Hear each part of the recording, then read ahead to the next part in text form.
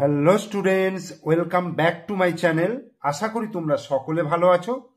আজকে এই ভিডিওর মাধ্যমে আমরা পড়ব ক্লাস 9-এ 7 নম্বর অধ্যায়, অর্থাৎ বহুপদী সংখ্যামালা বা পলিনোমিয়াল। এই চ্যাপ্টারের নিজে করি 7.1-এর একের দাগের যে অঙ্কগুলো রয়েছে, এই অঙ্কগুলো আমরা এই ভিডিওর মাধ্যমে পড়ব এবং এই ভিডিওর মাধ্যমে আমরা শিখতে পারবো বা জানতে পারবো বহুপদী সংখ্যামালার ধারণা, অর্থাৎ একটা বহুপদী সংখ্যামালা কি, কাকে বলে, সে সমস্ত তথ্য এই ভিডিওর মাধ্যমে আমরা জানতে পারবো। তাই সময় নষ্ট না করে আমি শুরু করছি বহুপদী সংখ্যামালা চ্যাপ্টারের প্রাথমিক ধারণা। তো বহুপদী সংখ্যামালা, বহুপদী সংখ্যামালা অর্থাৎ যেটাকে বলা হচ্ছে ইংরেজিতে পলিনোমিয়াল, POLYNOMIAL, পলিনোমিয়াল, বহুপদী সংখ্যামালা বা পলিনোমিয়াল। বহুপদী, বহুপদী মানে হচ্ছে অনেক পদযুক্ত সংখ্যামালা। তো এই বহুপদী সংখ্যামালা সম্পর্কে জানার আগে আমাদের আর একটা বিষয় জানতে হবে, সেটা হচ্ছে ধ্রুবক পদ এবং চল সংখ্যা। ধ্রুবক পদ এবং চল সংখ্যা, চল এবং ধ্রুবক। এই চল সংখ্যা বা যেটাকে ইংরেজিতে বলা হচ্ছে ভেরিয়েবল, VARIABLE, চল সংখ্যা বা ভেরিয়েবল। আর ধ্রুবক পদটাকে বলা হচ্ছে কনস্ট্যান্ট, CONSTANT। তাহলে চল সংখ্যা কাকে বলবো, ধ্রুবক সংখ্যা কাকে বলবো? আমরা এটা বলতে পারি, যে সমস্ত রাশির মান পরিবর্তনশীল, অর্থাৎ বিভিন্ন সময়ে মান চেঞ্জ হয়, সেই সমস্ত সংখ্যাগুলোকে বলা হচ্ছে চলক বা ভেরিয়েবল। আর যার মান পরিবর্তনশীল নয়, অর্থাৎ একই থাকবে, তাকে বলবো ধ্রুবক বা কনস্ট্যান্ট। আরেকটু ডিপলি আমি বোঝাচ্ছি। ধরো কোনো একটা কাজে, ধরো একটা কাজ করছো, কোনো একটা কাজ কাউকে দিয়ে করাচ্ছ, কাদেরকে দিয়ে করাচ্ছ, ধরো এক্স জন কাজে যোগ দিয়েছে, তুমি জানো না কতজন কাজে যোগ দিয়েছে, তুমি ধরছো এক্স জন কাজে যোগ দিয়েছে এবং প্রত্যেককে কত করে দেবে, ধরো 5 টাকা করে দেওয়া হলো, প্রত্যেককে 5 টাকা করে দেওয়া হলো ওই কাজটা করার জন্য। এক্স জন কাজে লেগেছে, প্রত্যেককে 5 টাকা করে দেওয়া হলো। তাহলে মোট কত টাকা দিতে হবে? 5 গুণিত এক্স মানে 5x টাকা। ঠিক আছে, 5x টাকা।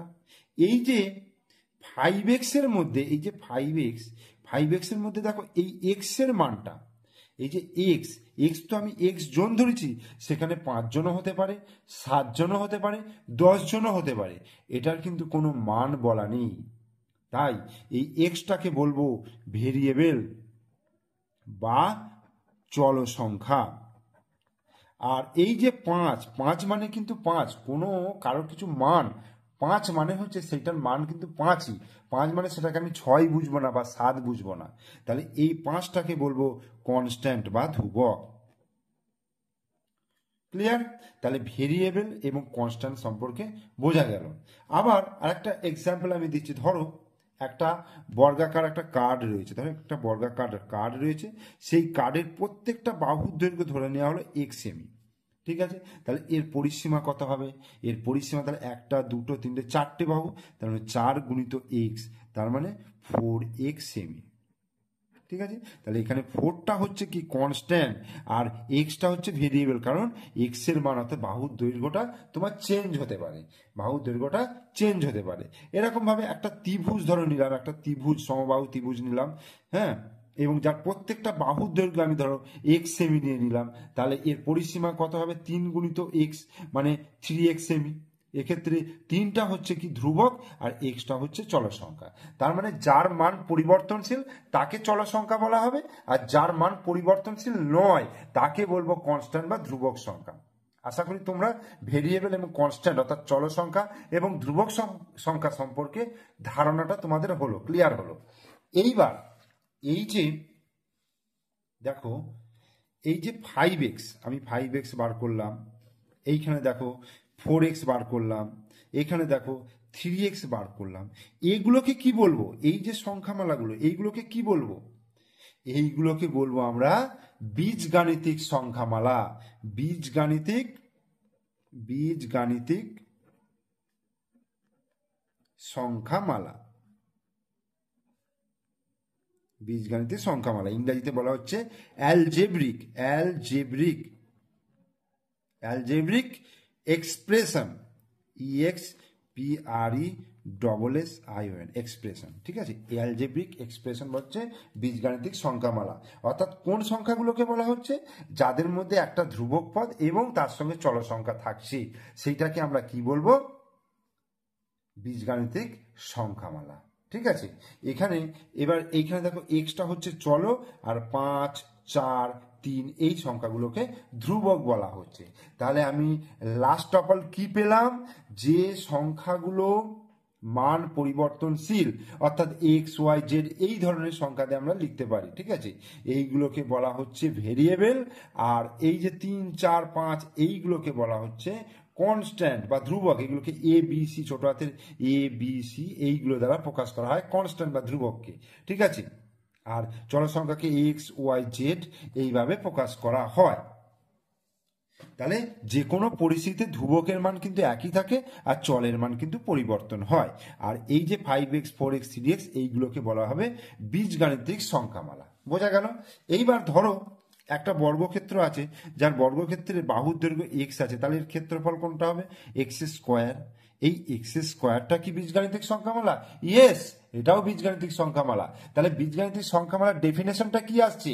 বীজগাণিতিক সংখ্যামালার ডেফিনেশনটা আসছে যে সমস্ত সংখ্যামালার মানে অ্যালজেব্রিক এক্সপ্রেশনের ঘাত, যে সমস্ত অ্যালজেব্রিক এক্সপ্রেশনের ঘাত, এই যে ঘাতটা হচ্ছে অখণ্ড সংখ্যা, অর্থাৎ 0, 1, 2, 3, 4 এই সংখ্যাগুলো 0, 1, 2, 3, 4, 5, 6 এই রকম কোনো কিন্তু নেগেটিভ সংখ্যা হবে না, ঠিক আছে? কোনো কিন্তু নেগেটিভ সংখ্যা হবে না। আরো বোঝাবো, আস্তে আস্তে উদাহরণ দেবো, তোমরা বুঝতে পারবে।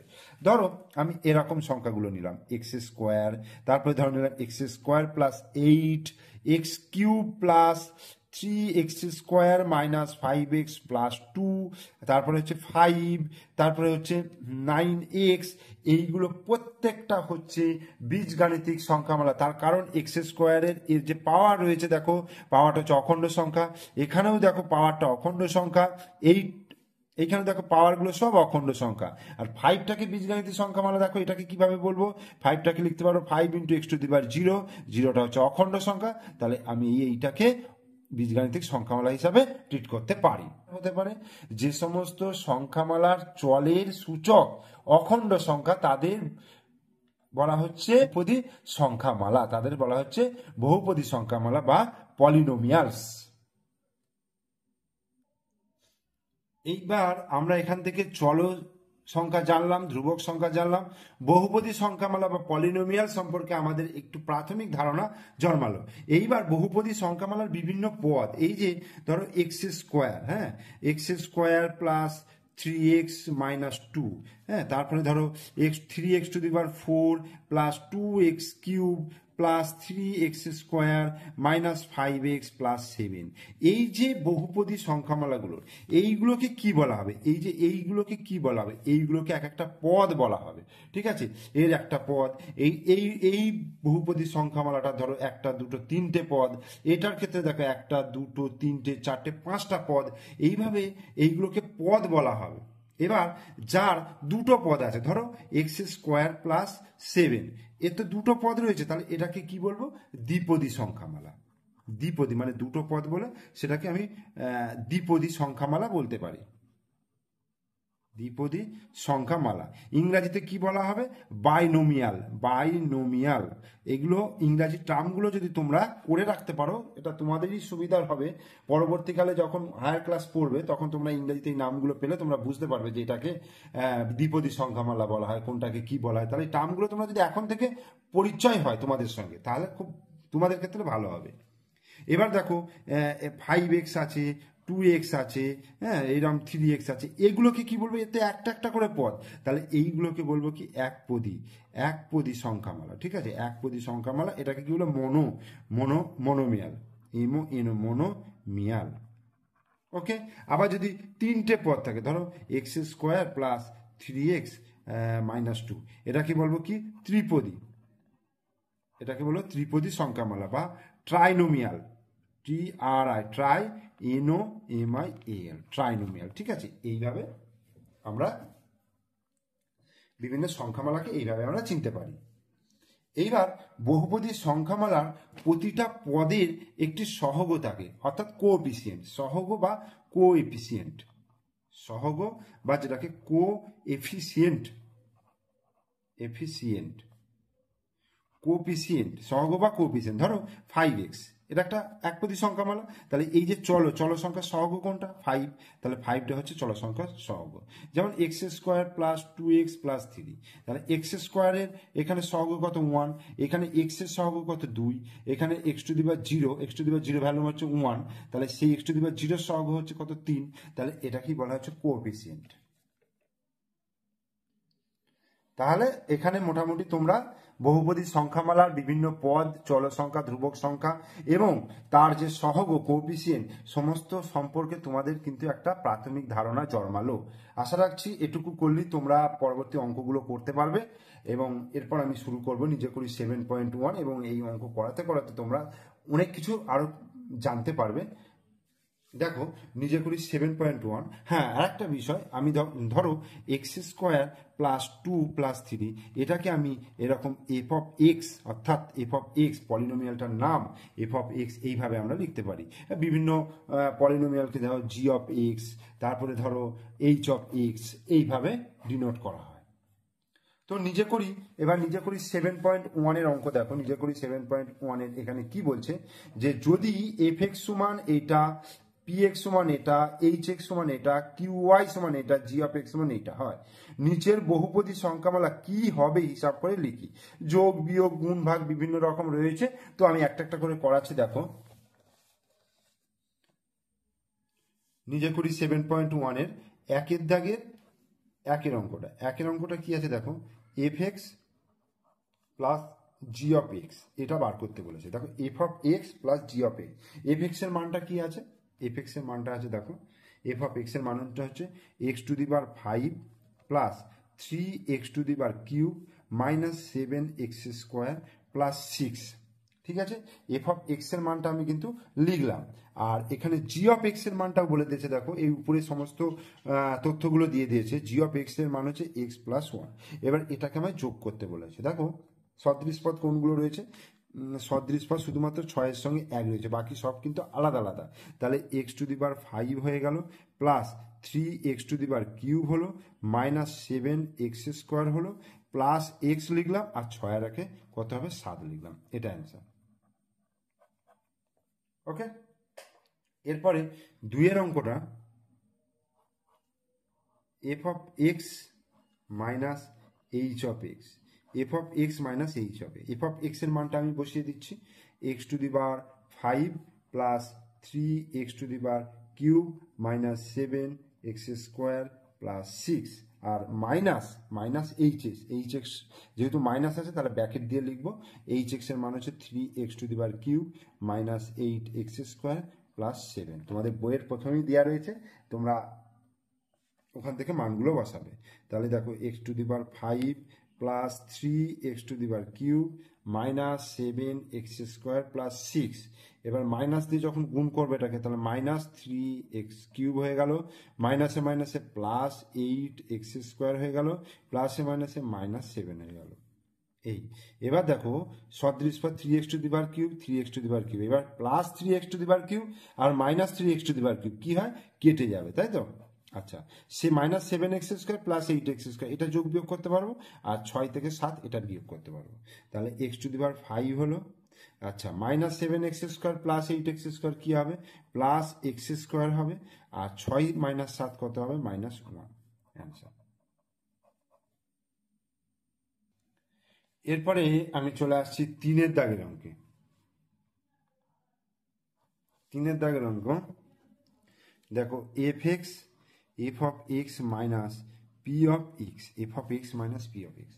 তাহলে এফ অফ এক্স এর মান দেখো কি আছে, x to the power 5 plus 3x to the power cube minus 7x square plus 6 minus P of x হচ্ছে, দেখো মাইনাস যেহেতু আছে তাহলে আমি ব্র্যাকেট দিলাম x to the power 4 minus x square plus 2। এই তাহলে x to the power 5 plus 3x to the power cube minus 7x square plus 6 minus x to the power 4 মাইনাসে মাইনাসে প্লাস এক্স স্কোয়ার মাইনাসে প্লাসে minus 2। তাহলে x to the power 5 হয়ে গেল। দেখো এক্স টু দি পাওয়ার 4 এর সঙ্গে আর কারো যোগ বিয়োগ হচ্ছে না, তাহলে minus x to the power 4 লিখলাম। এবার x to the power cube একা রয়েছে, plus 3x to the power cube হলো। এবার minus 7x square plus x square কত হবে, মাইনাস 6x স্কোয়ার, আর 6 মাইনাস 2 প্লাস 4।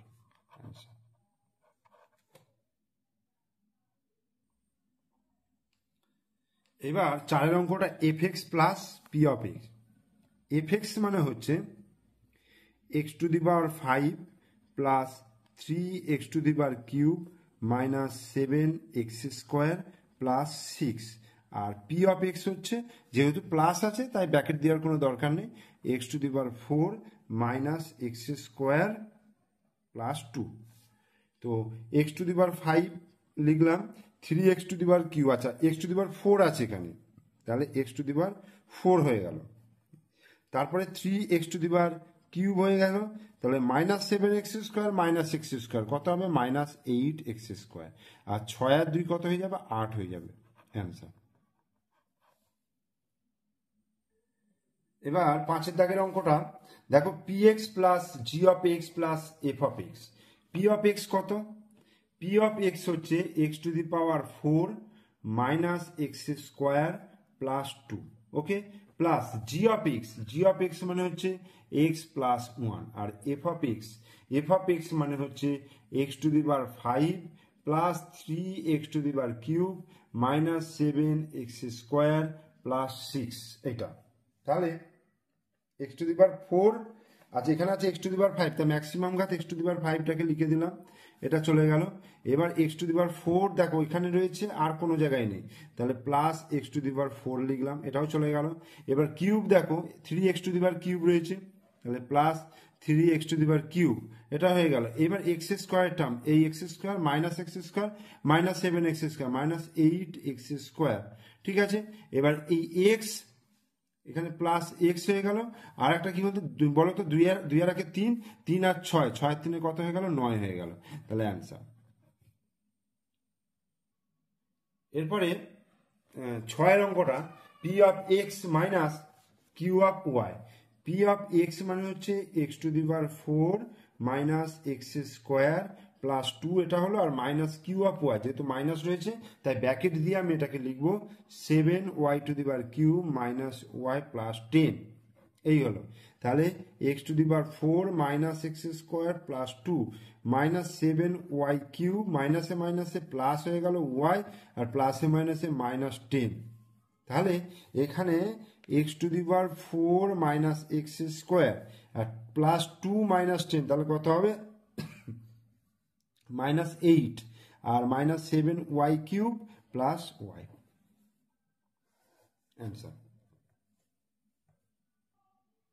এরপরে 7 অঙ্কটা কি আছে, এফ অফ এক্স গুণিত জি অফ এক্স, এটা গুণ আছে, তাহলে এফ অফ এক্সটাকে আগে লিখি। দেখো x to the power 5 plus 3x to the power cube plus, sorry এটা মাইনাস 7x স্কোয়ার প্লাস 6, আর জি অফ এক্সটা হচ্ছে x plus 1, g of x হচ্ছে এক্স প্লাস 1। তাহলে একবার এক্স দিয়ে এই গোটাটাকে গুণ করব, আর একবার 1 দিয়ে এই গোটাটাকে গুণ করব। দেখো এক্স দিয়ে যদি গুণ করি তাহলে কি হবে, এক্স টু দি পাওয়ার 6 হলো, plus 3x to the power 4 হলো, minus 7x two the power cube হলো, প্লাস 6x হয়ে গেল। আর 1 দিয়ে গুণ করলে x two the power 5 plus 3x to the power cube minus 7x square plus 6। এবার যেগুলো সদৃশ পদ আছে সেগুলোকে যোগ বিয়োগ করব। x টু দি পাওয়ার 6 এটা একটাই রয়েছে, আচ্ছা x টু দি পাওয়ার 5 এটা লিখলাম। আচ্ছা, এরপরে 4 এর টার্ম দেখো, শুধু এইটা রয়েছে 3x⁴। তারপর কিউবের টার্ম দেখো, এই -7x³ প্লাস 3x³ তাহলে কত হবে? -4x³। এরপরে -7x² রয়েছে, আর তারপরে +6x রয়েছে, তারপরে +6 রয়েছে। অ্যান্সার। এরপরে 8 অঙ্কটা অর্থাৎ সর্বশেষ অঙ্ক, পি অফ এক্স এর মানটা কত বলে দিয়েছে? x⁴ -x² + 2, R g of x এর মানটা হচ্ছে x + 1। একই রকমভাবে আগের অঙ্কটার মতনই এইটা দিয়ে গোটাটাকে গুণ করব, অর্থাৎ x⁴ 4 5 হয়ে গেল, -x⁴³ হয়ে গেল, +2x হয়ে গেল।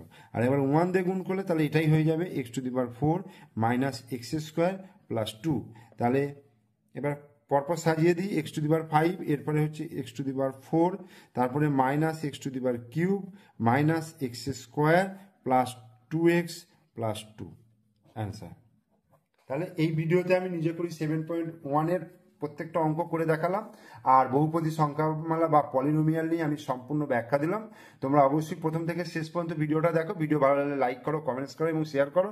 আর আমার চ্যানেলে নতুন দর্শক হলে অবশ্যই চ্যানেলটি সাবস্ক্রাইব করে দিও, পাশে থাকা বেল আইকন প্রেস করে দিও। ওকে, থ্যাংক ইউ।